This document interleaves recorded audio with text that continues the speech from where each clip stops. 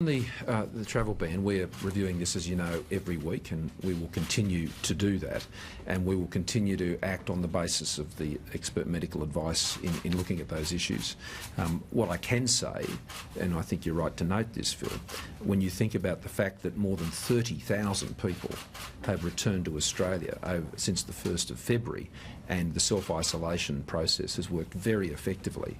I mean, that gives me a lot of encouragement about the common sense of Australians and how seriously they're taking it, and the community support for that as well. And I can't go past acknowledging again the wonderful efforts made by the Chinese Australian community all around the country, and again, reach out to Australians to support them and in their communities whenever you get that opportunity.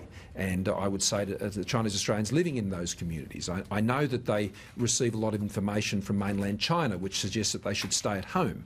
They've relayed that to me directly when I've met with them. They don't need to stay at home in Australia unless you've returned to Australia within the last 14 days after being in mainland China. Well, then obviously you have to self-isolate. But everyone else should be out at Box Hill and enjoying a lunch like I did last week down there at a fantastic local restaurant.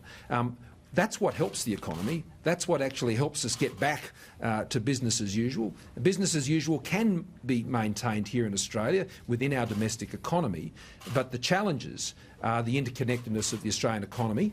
We have always been an economy that's looked beyond our shores for our prosperity, and we've been very successful at doing that.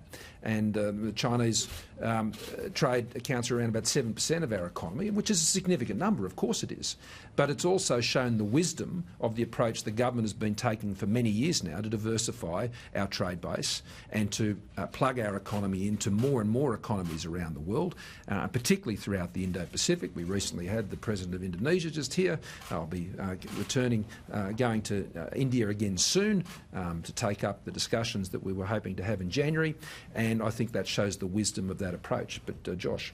Thanks, PM. Phil, Treasury have told me they haven't finalised their advice on the economic impact of the virus. They say there's considerable uncertainty around what exactly that impact will be, but they are continuing their discussions with the key players in the economy who are impacted.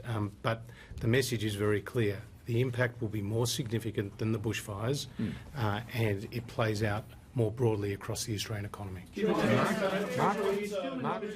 Mark? A surplus in the budget, given the situation? As I said, standing in this spot just a few weeks ago, Dennis, the numbers will be updated in the budget in May. They're updated twice a year. MyEFO, which, as you know, had a surplus in the 1920 year. But the fires have occurred since then. The virus has obviously taken hold since then. But our focus has always been on getting the support to those communities in need. That's why we announced the $2 billion National Bushfire Recovery Fund without increasing taxes. The money's going out the door right now, and that is why, in relation to the coronavirus, it will continue. It will have an impact on the economy, but our focus is, of course, ensuring that the broader fundamentals of the Australian economy remain strong. So as we work through this crisis, what we've been seeking to do, and I'd encourage others to do the same, speculation doesn't help anybody. Information and facts do. And when we stand here before you and we talk about these matters, what we'll relay is the information and the facts that we have. And we're not going to speculate on these matters. We've got a process that we're working through to consider the economic impacts, but also to continue to look at those ways that we can seek to alleviate some of those impacts where we can. But that is not a simple exercise because the impacts are economy-wide. Mark? Well, I was going to ask Dennis this question, but on the basis of that, there was certainty in your utterances earlier about the surplus and the balance of the budget, but we've now withdrawn from that. I can hear from the Treasurer's language you're not talking with any level of certainty, so we need to prepare ourselves for the budget not being in surplus and the realities of this virus and the other impacts on the budget. Is that the message? Well, I'm not drawing any conclusions at this point, Mark. I mean, what we've noted about the impact of this global virus is that the information changes almost every day, both on the clinical side as well as what we're learning about the economic impacts. And the duration of what the impact of this virus will be and its impact around the global economy is also not known at this point. So again, we can respond to questions where the answer is known in relation to that matter. Well, obviously at this point, those variables can't be fully considered, and by the time we get to the... I haven't finished my response yet. Settle down.